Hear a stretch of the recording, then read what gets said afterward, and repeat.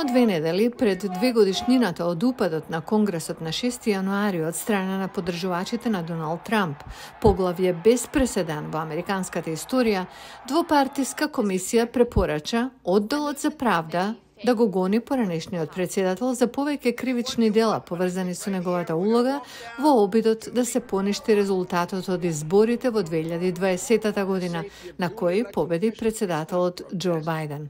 Ќе бидеме многу внимателни за воопшто да не го политизираме овој процес.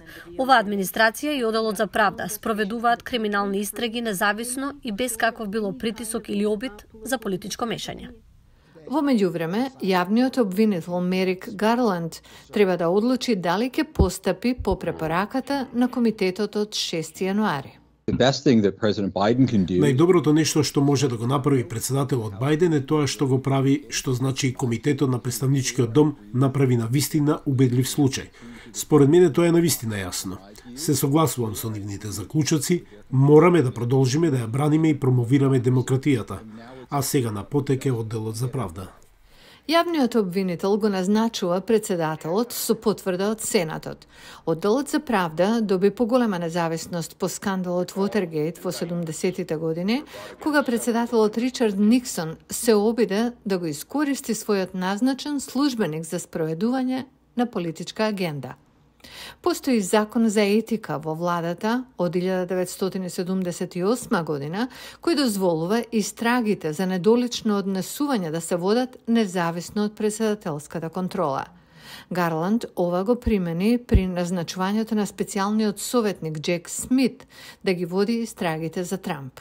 Таквото назначување ја нагласува посветеноста на Одделот за независност и одговорност за особено чувствителни прашања. Трамп тоа го нарекува лов на вештерки. Во текот на годините дадов милиони и милиони страници документи, даночни пријави и се друго, а тие не најдоа ништо, што значи дека се покажав како еден од најчесните и најневините луѓе досега во нашата земја. Ниту еден поранешен председател на САД не бил обвинет за криминално однесување. Многумина се загрижени дека тоа ќе ги влоши политичките поделби, но некои наблюдувачи велат дека вреди. Постои барем можност за вистинска независност на Одделот за правда и внимателно гонење против поранешен председател, што ќе има ефект на зајакнување на владењето на правото и заштита на нашата демократија. Тоа е оно што Одделот за правда го прави.